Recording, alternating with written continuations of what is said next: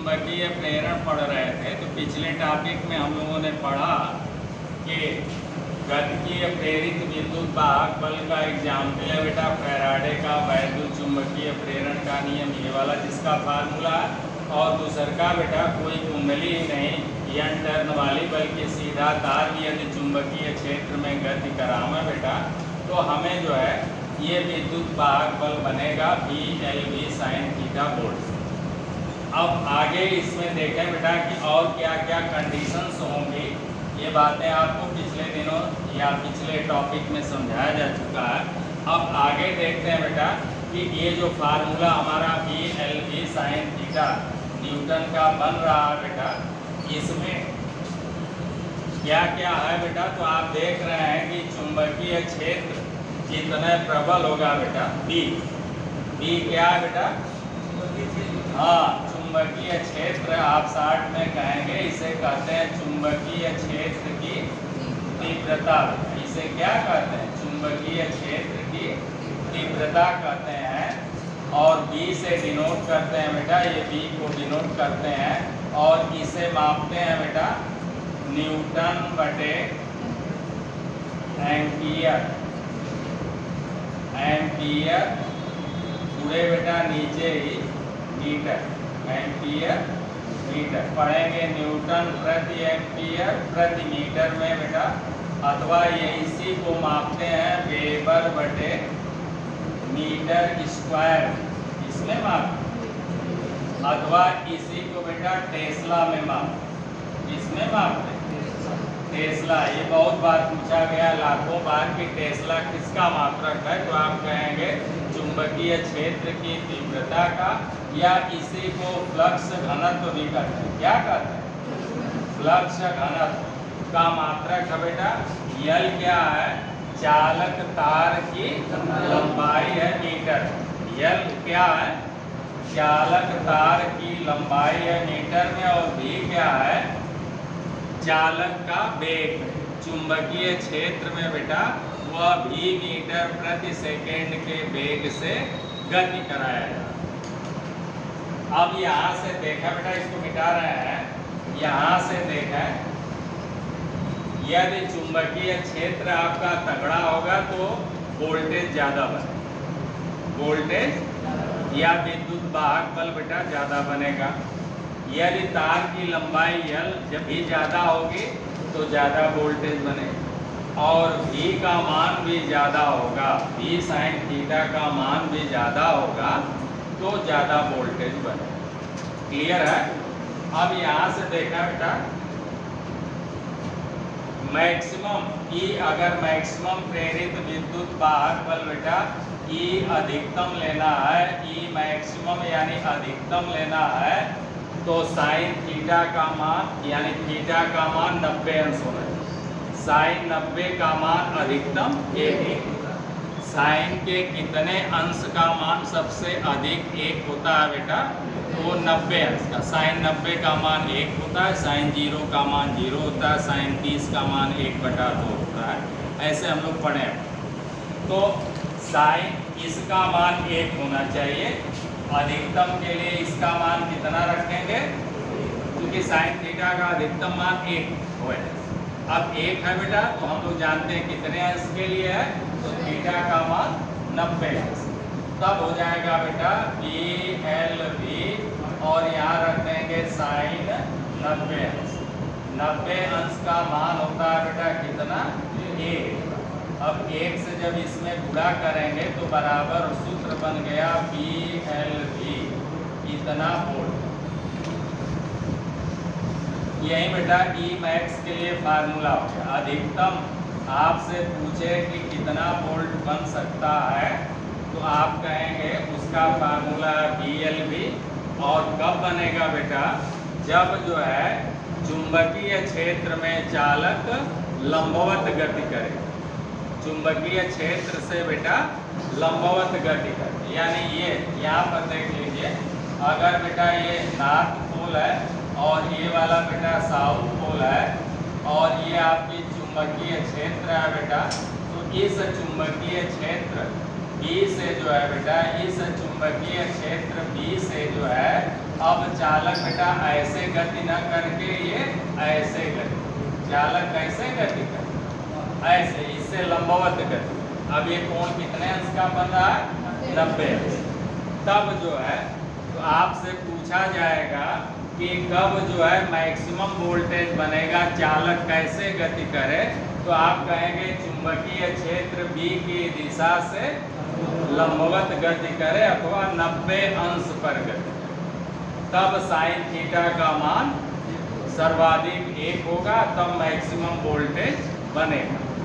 अब इसके अलावा बेटा देखिए, इस डायरेक्शन में हमारा चालक न गति करके बेटा अगर ऐसे गति करता है, दूसरी पॉइंट देखें, अगर ऐसे बेटा 30 अंश पर ऐसे गति करता है, ये कोण थीटा का मान 30 अंश आ जाए, तब यहीं पर अब साइन जो है 90 के जगह पर साइन 30 रखेंगे और साइन 30 का मान होता है 1/2, यानी अब BLV में 1/2 से गुणा हो जाएगा, यानी बटे 2 आ जाएगा।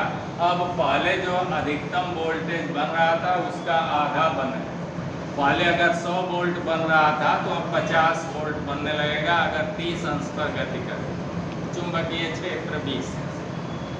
अगली पॉइंट बेटा, आप ये 30 अंश पर न गति करके अब आप और जो है बेटा कम कर दें, तो क्या करेंगे बेटा, आप ऐसे कर दें कि भाई चुंबकीय क्षेत्र के अनुदिश गति कर रहा है, ये आपका चुंबकीय क्षेत्र भी है बेटा, उसका डायरेक्शन ये है डायरेक्शन ये है।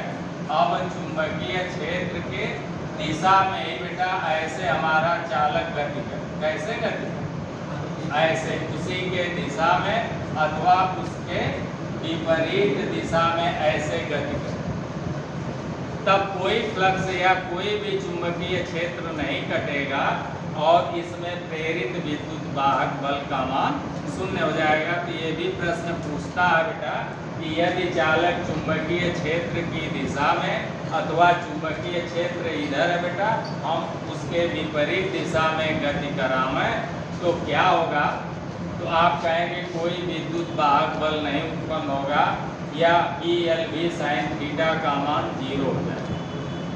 क्यों 0 हो जाएगा? अब आप देख रहे हैं बेटा कोई कोण नहीं बना, कोण बनने के लिए बेटा हमेशा इसके साथ ऐसे ऐसे ये तब कोण बनता है, जब दोनों बेटा ऐसे ही हो जाएंगे तो कोई कोण नहीं बनेगा। तब यहाँ पर आप फार्मूले में भी कहेंगे कि साइन थीटा का मान हम कितना रखेंगे, साइन 0, और साइन 0 का मान टोटल कितना हो जाता है, 0 हो जाता है। और जब 0 से इसमें गुणा करेंगे तो ये जो है बेटा अब BLV का मान कितना हो गया, 0, यानी प्रेरित विद्युत वाहक बल अब जो E है वो 0 वोल्ट हो जाएगा, यानी कोई भी विद्युत वाहक बल उत्पन्न नहीं। क्लियर है? कब मैक्सिमम उत्पन्न होगा बेटा, तो चुंबकीय क्षेत्र से जब लंबवत गति करेगा। कब जो है बेटा नहीं उत्पन्न होगा, तो जब आप कहेंगे कि हमारा चालक जो L मीटर लंबा है ये चुंबकीय क्षेत्र की दिशा में अथवा चुंबकीय क्षेत्र के विपरीत अथवा कह दें चुंबकीय क्षेत्र के समांतर गति करेगा, तो उसमें कोई विद्युत वाहक बल नहीं बनेगा। ये फार्मूला, ये सब सारी बातें आपको बता रहे हैं, ये आपने समझ। अब आगे बेटा हम लोग जो है स्व प्रेरण या आत्म प्रेरण या सेल्फ इंडक्शन कर रहे हैं बेटा, जो कि सिर्फ AC में ही होता है, DC में क्यों नहीं होता है, तो इस बात को भी हम लोग समझ लेते हैं। इसको गिना देते हैं बेटा। अब हम लोग केवल इतने की चर्चा मान लीजिए करते हैं कि स्व प्रेरण और अन्योन्य प्रेरण की घटनाएं सिर्फ AC में ही क्यों होती हैं, DC में क्यों नहीं होती हैं। तो हमें बेटा अभी आपने पढ़ा कि E बराबर N/d∅/dt, जहाँ पर बेटा फ्लक्स में परिवर्तन होगा वहीं पर जो है प्रेरण की घटना होगी। तो DC बेटा, DC क्या है कि DC अगर 5 एम्पियर की चल रही है बेटा, तो ये लगातार 5 एम्पियर की चलती रहती है, ये अपना मान नहीं बदलती। लेकिन एसी कैसे चलती है बेटा? तो AC half positive half negative ऐसे चलती है। ये देखिए ऐसे चल रही है और ये ऐसे चल रही है, यानी ये वाला जो है चक्कर ऐसे ऐसे घड़ी के चलने के दिशा में आधा चक्कर चलती है और आधा चक्कर बेटा घड़ी के चलने के विपरीत दिशा में देखिए ऐसे ऐसे चलती है। इसलिए हम कहते हैं कि ये आधा चक्कर बेटा क्लॉकवाइज चलती है और आधा चक्कर एंटी क्लॉकवाइज एसी चलती है। और फिर अगर ग्राफ खींचे बेटा ऐसे तो ऊपर धन होता है, नीचे ऋण भी होता है। तो इसके आधार पर हम कहते हैं कि आधा चक्कर धनात्मक चलती है और आधा चक्कर ऋणात्मक चलती है। क्लियर हुआ? तो इस तरह से बेटा एसी जो है आधा चक्कर धनात्मक आधा चक्कर ऋणात्मक चलती है। अब एसी यहाँ से चलेगी बेटा तो ग्राफ में यहाँ जीरो होता है, जीरो से ये बढ़ना शुरू करेगी तो 1 एम्पियर 2 एम्पियर 3 एम्पियर 4 एम्पियर मान लीजिए 5 है। तो ये 5 एम्पियर जो एसी का होगा बेटा ये मैक्सिमम मान हो गया। ये कितना मान हो गया? धारा का मैक्सिमम मान हो जाता है।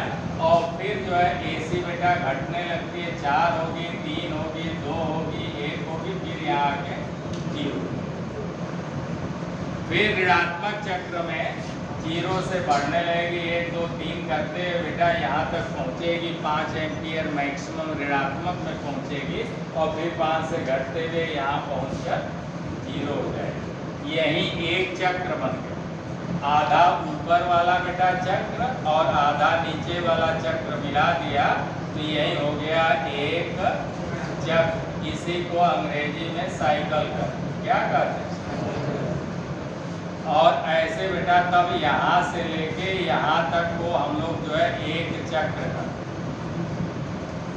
आधा धनात्मक आधा ऋणात्मक। इस तरह से अब आपके समझ में आया होगा बेटा कि एसी लगातार अपना मान बदलती रहती है। 0 से मैक्सिमम तक जाएगी, फिर मैक्सिमम से 0 पर आ जाएगी, फिर ऋणात्मक में 0 से मैक्सिमम पर जाएगी और फिर मैक्सिमम से 0 पर जाएगी। इस तरह से अभी आपको जो है ओर्स्टेड साहब ने बताया कि जब किसी तार में अथवा कुंडली में यही धारा आई बहेगी तो वो चुंबकीय हो जाएगी। तो अब ये चुंबकीय हो जाएगी बेटा और जब इसमें कम धारा जाएगी तो इससे कम फ्लक्स निकलेंगे और जब मैक्सिमम धारा जाएगी तो बहुत तगड़ा फ्लक्स निकलेगा, फिर घटने लगेगा फ्लक्स। इस तरह से एसी डालने पर अपने आप जो है बेटा कुंडली से निकलने वाले फ्लक्स परिवर्ती फ्लक्स हो जाते हैं। डी फाई अपने आप हो जाता है और प्रेरण की घटना अपने आप होने लगती है। जबकि डीसी 5 एम्पियर की बह रही है तो 5 एम्पियर रहेगी, वो अपना मान नहीं बदलेगी। तो जब 5 एम्पियर की बेटा धारा डीसी जा रही है तो लगातार कुंडली में मान लीजिए कि 5 एम्पियर से 5 वेबर फ्लक्स उत्पन्न हो रहा है तो लगातार वो 5 वेबर बना रहेगा, उसमें परिवर्तन नहीं होगा कि अब 4 वेबर हो गया, अब 3 वेबर हो गया, अब 2 वेबर हो गया, अब 0 वेबर हो गया। तो फ्लक्स में डी फाई नहीं होगा, यानी फ्लक्स में परिवर्तन नहीं होगा। तो इसलिए डीसी पर प्रेरण की घटना नहीं होती है, सिर्फ और सिर्फ एसी पर होती है। क्योंकि एसी समय के साथ साथ अपना मान यानी 0 से मैक्सिमम, मैक्सिमम से 0 पर जाती रहती है बेटा और प्लस अपनी दिशा भी बदलती रहती है।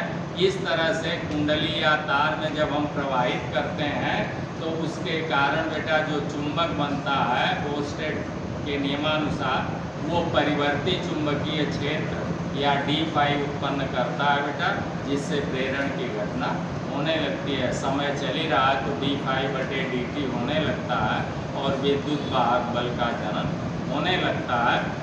इस तरह से अब इसमें देखेंगे कि कोई भाग गति नहीं कर रहा है, हमें सिर्फ क्या करना है बेटा कि एक कुंडली लेनी है बेटा और इस कुंडली में यहाँ से एसी धारा डालनी है।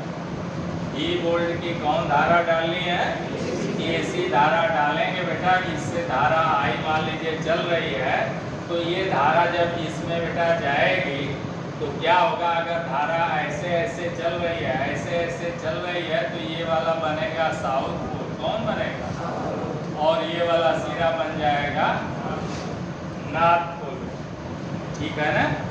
अब क्या होगा बेटा, इससे जो है परिवर्ती, इसी तरह से जब धारा का मान इसमें बढ़ना शुरू करेगा बेटा, तो 0 से मैक्सिमम तक जाएगा और फिर मैक्सिमम से 0 पर आएगा, ऐसे चलेगा बेटा। फिर जब आधा चक्र दूसरा वाला चलेगा तो जो साउथ पोल बना वो नॉर्थ पोल बन जाएगा, जो नॉर्थ था वो साउथ बन जाएगा। इस तरह से खटाखट जो है पोल भी चेंज होते रहते हैं और धारा का मान बेटा कम ज़्यादा होता रहता है। तो इससे जो है परिवर्ती फ्लक्स d∅ निकलते रहते, अपने आप निकलते रहते हैं धारा के नेचर के कारण, AC धारा के नेचर के कारण। अब इसमें किसी चीज़ को गति कराने की जरूरत नहीं है, कुंडली भी स्थिर है, धारा बह रही है, इसलिए इसे कहते हैं स्थैतिक चुंबकीय प्रेरण।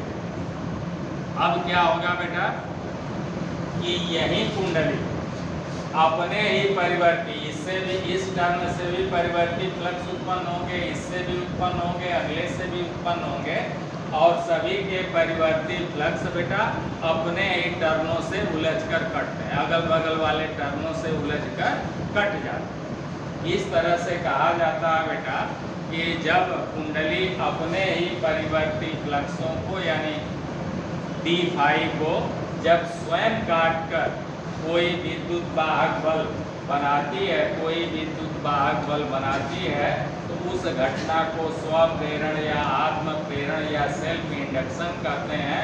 और उससे जो विद्युत वाहक बल बनता है उसे स्वप्रेरित विद्युत वाहक बल कहते हैं। यही है आपका स्वप्रेरित विद्युत वाहक बल बेटा, यही है स्वप्रेरित विद्युत वाहक बल, जिसे शॉर्ट में ES से डिनोट करते हैं और जिसका मान -L/dI/dt वोल्ट से ज्ञात करते हैं। यही स्वप्रेरित विद्युत, यानी जब कोई कुंडली, परिभाषा आपकी हो गई, क्या हो गई बेटा, जब कोई कुंडली जिसमें AC धारा प्रवाहित की जाए तो वो अपने परिवर्ती फ्लक्सों को स्वयं काटकर एक विद्युत वाहक बल उत्पन्न करती है, जिसे स्वप्रेरित विद्युत वाहक बल कहेंगे, जिसका मान इस सूत्र से -L/dI/dt से ज्ञात करेंगे।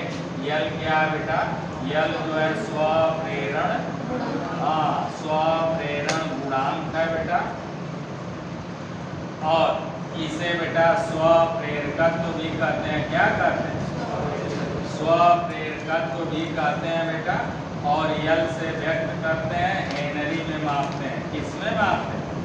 बहुत बार पूछा है, स्वप्रेरण गुणांक का मात्रक क्या? हेनरी। अब जो है बेटा I जो है इसमें बहने वाली धारा है बेटा, और समय आपका चल ही रहा, कितना dI का मतलब हो गया धारा में परिवर्तन, यानी यहाँ पर dI के जगह पर आप लिखेंगे L गुणे I2 माइनस I1, जैसे वहाँ पर लिख रहे थे ∅2 माइनस ∅1, वैसे इसको लिखेंगे I2 माइनस I1 बटे dt को लिखेंगे T2 माइनस T1, और L से गुणा कर देंगे, मात्रक वोल्ट में आ जाएगा। पक्का हो गया? तो परिभाषा हो गई, जब कोई कुंडली अपने ही परिवर्ती फ्लक्सों को काटकर कोई प्रेरित विद्युत वाहक बल का जनन करती है, तो इस घटना को स्वप्रेरण की घटना कहते हैं। और इस प्रकार जो विद्युत वाहक बल इस फार्मूले से बनता है उसे स्वप्रेरित विद्युत वाहक बल। ठीक है ना। अब ये फार्मूला कहाँ से आया, तो अगर इस फार्मूले की बेटा हम लोग चर्चा करें तो ध्यान से देख लें। इस फार्मूले की चर्चा करें बेटा, तो इस कुंडली में जो आपका बेटा फ्लक्स उत्पन्न हो रहा है, यहाँ से AC धारा डालने पर बेटा ये AC सप्लाई दे रहा है, ये धारा आई जाएगी बेटा, तो इससे d∅ अधिक हो, धारा I का मान कम हो जाएगा तो d∅ भी कम हो जाएगा। यानी बेटा धारा जब जाएगी बेटा, तब तो तार के चारों तरफ चुंबकीय क्षेत्र बिना चुंबक के बनने लगता है, वो स्टेट वैज्ञानिक ने बताया। तो इस तरह से जब इसमें धारा बेटा प्रबल जाएगी तो प्रबल डी फाई निकलेगा। जब कम धारा जाएगी तो कम डी फाई निकलेगा। इसलिए एसी अपने नेचर के कारण इसमें प्रबल फ्लक्स और कम फ्लक्स उत्पन्न करती रहती है। इस तरह से डी फाई की घटना होती रहती है। तो यहीं से हम लोग कहेंगे बेटा फाई समान अनुपाते आई। फाई जो ये फ्लक्स निकलेगा वो किसके समान अनुपाती है? आई। अभी एक टर्न है बेटा, अगर n टर्न हो जाएगा तो हो जाएगा सबसे फाई फाई निकलेगा, इससे भी निकलेगा, इससे भी फाई निकलेगा। तो इसलिए n हो गया n फाई समान अनुपाते आई।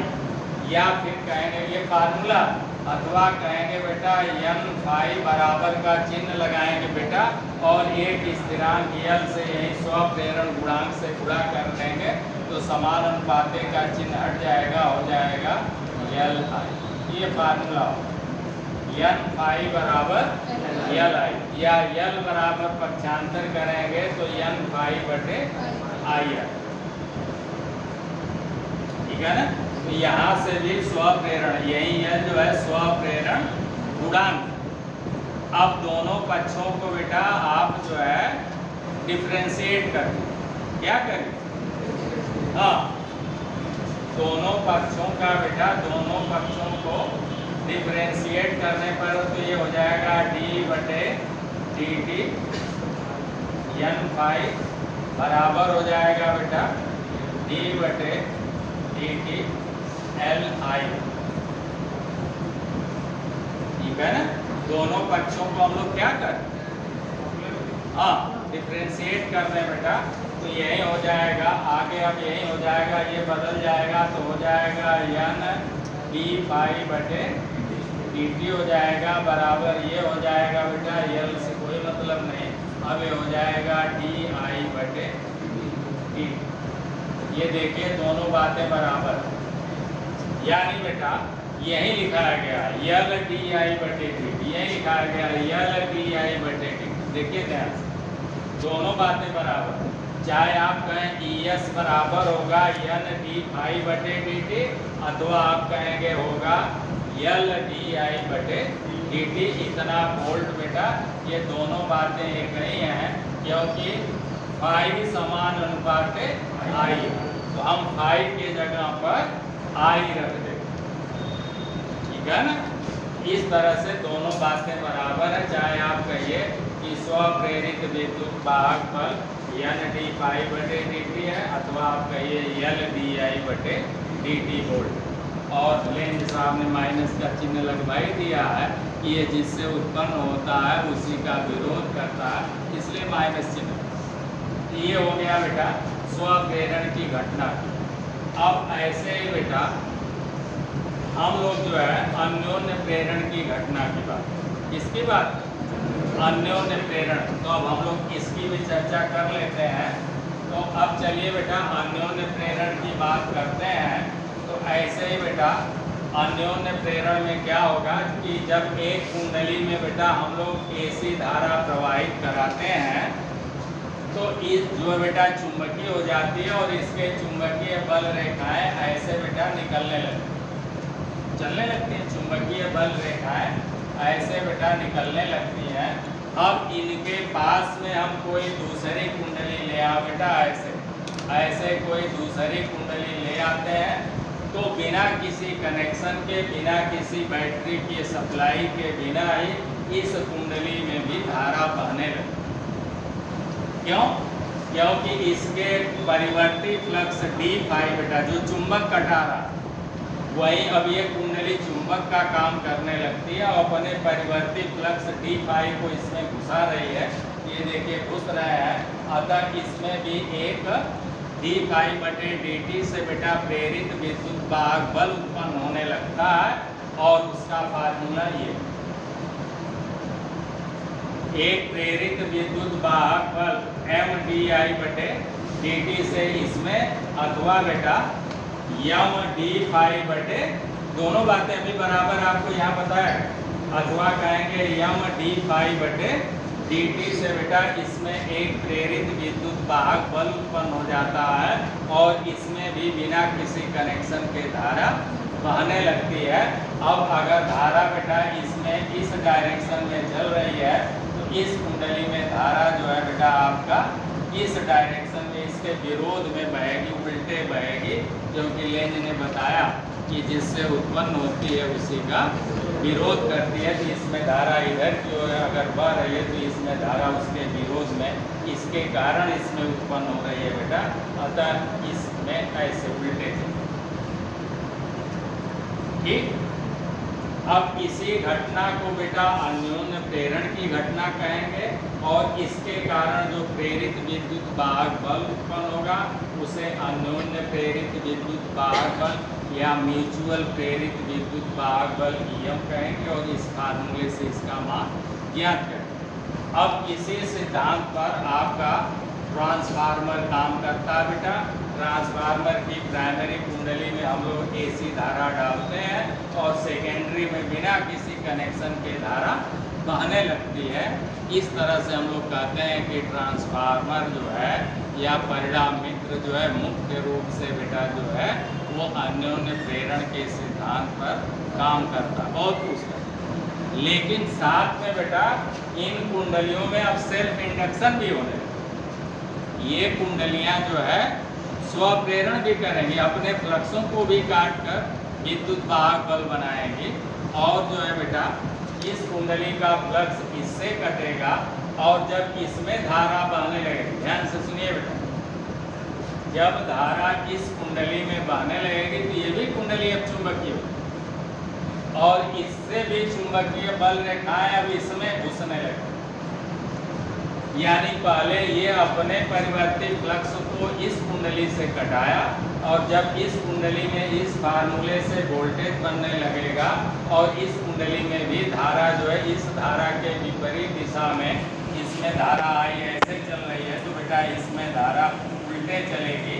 तो ये धारा जब बेटा बहेगी तो ये भी कुंडली चुंबकीय हो जाएगी, फिर इससे भी परिवर्ती चुंबकीय फ्लक्स, क्योंकि इसमें भी एसीय धारा बढ़े, इसमें भी कौन सी धारा बढ़े, हाँ, तो इससे भी परिवर्ती फ्लक्स निकलने लगेंगे, और वो परिवर्ती फ्लक्स अब प्राइमरी वाली कुंडली से, इसे पहली कुंडली का है, इसे दूसरी कुंडली का है, तो अब दूसरी कुंडली के भी फ्लक्स प्राथमिक वाली कुंडली में जाकर कटने लगते हैं, और इसके फ्लक्स से इसमें कटने से इसमें भी एक प्रेरित विद्युत वाहक बल उत्पन्न होगा।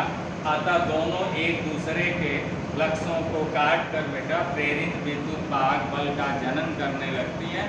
इसी को कहते हैं पारस्परिक प्रेरण। इन्होंने अपना फ्लक्स इससे कटवा के इसमें विद्युत वाहक बल जनन किया, तो इसने भी अपना फिर फ्लक्स इनसे कटवा कर इनमें जो है विद्युत वाहक बल जनित किया। इसी को बेटा हम लोग पारस्परिक प्रेरण की घटना या अन्योन्य प्रेरण की घटना कहते हैं, या म्यूचुअल इंडक्शन कहते हैं।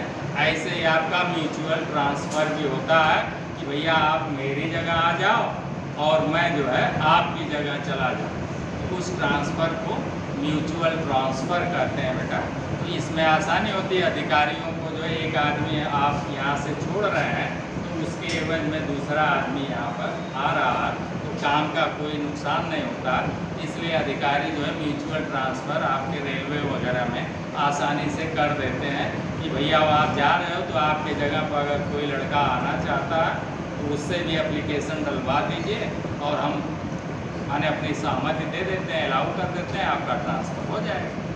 तो इस तरह से बेटा म्यूचुअल होता है कि आप हमारी जगह, हम आपकी जगह आ जाएं।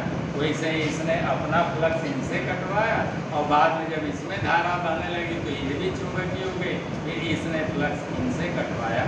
इसी घटना को हम लोग एक तरह से क्या करते हैं, म्यूचुअल इंडक्शन। और इसी सिद्धांत पर बेसिकली ट्रांसफार्मर काम करता है। लेकिन वैसे अब अगर ये कुंडली है बेटा, इसमें ये वाली भी घटना होगी, स्वप्रेरण की भी होगी और ये भी होगी। तो वैसे अगर कहें तो आप कहेंगे कि भाई ट्रांसफार्मर जो है मुख्य रूप से इस पर काम करता है, लेकिन साथ में उसमें